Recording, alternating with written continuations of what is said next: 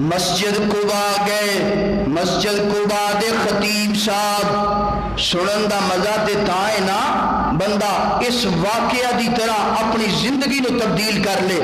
مسجد قباء دے خطیب صاحب خطبہ ارشاد فرمان لگے نے، اس طریقے دے نال صلہ رحمی دا مضمون بیان فرما رہے نے، تعلقات نو جوڑن دا عنوان بیان فرما رہے نے، رشتہ داری نو بحال کرن دا عنوان بیان کر رہے نے۔ اللہ اکبر اللہ، اے پورے مجمع دے اندر مسجد قباء جنہاں نے ویکھیے انہاں نوں پتہ ہے مسجد قباء کتنی وسیع ہے، کتنی بڑی ہے۔ پورے مجمع پوری مسجد دے اندر جتنے لوگ تشریف فرما نے انہاں لوگاں دے اندروں دو بندے ایسے بندے نے زارو قطار روئی جاندے نے، روئی جاندے نے، آنسو صاف کری آندے نے اور روئی جاندے نے۔ اللہ اکبر، خطیب دی پورے مجمع تے نظر ہویا کر دیے نا۔ اللہ اکبر، خطیب صاحب مسجد قباء دے جڑے خطیب نے ویکھ رہے نے کہ دو بندے زارو قطار روئی جا رہے نے۔ جمعے دے اندر بھی خطیب صاحب نے خیال کیتا، غور کیتا، پتہ نہیں کس وجہ تو روندے پے نے۔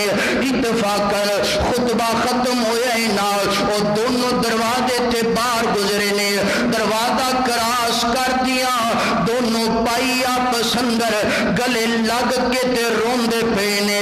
جس طرح مسجد اندر خطبے دے دوران زارو قطار رو رہے سن، اسی طریقے دے نال مسجد تو باہر نکل کے گلے لگ کے روندے پے نے۔ خطیب صاحب قریب کھڑے ہو گئے نے، ویکھن تو بعد فرمان دے نے، اللہ دیو بندیو کیوں روندے پے ہو نا، اللہ دیو بندیو کیوں آنسو بگاندے پے ہو نا۔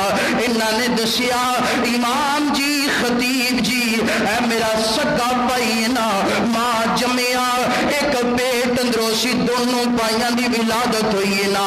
امام صاحب کئی سال گزر گئے نے، کئی دن گزر گئے نے، کئی مہینے گزر گئے نے، نہ انہیں مینو کدی بلائے تے نہ مینو کدی بلایا ہے۔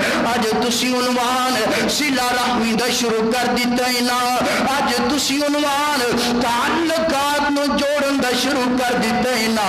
نہ میرے کولو ریا گیا ہے نہ ایدے کولو ریا گیا ہے، اسی دونوں ویر سکے آپس اندر گلے لگ کے تے صلح کر لئیے۔ سنن دا مزہ میرے بھائی تا ہے کہ انسان خطبہ سنے، احادیث سماعت کرے تے کرن تو بعد زندگی اندر ایک نخاط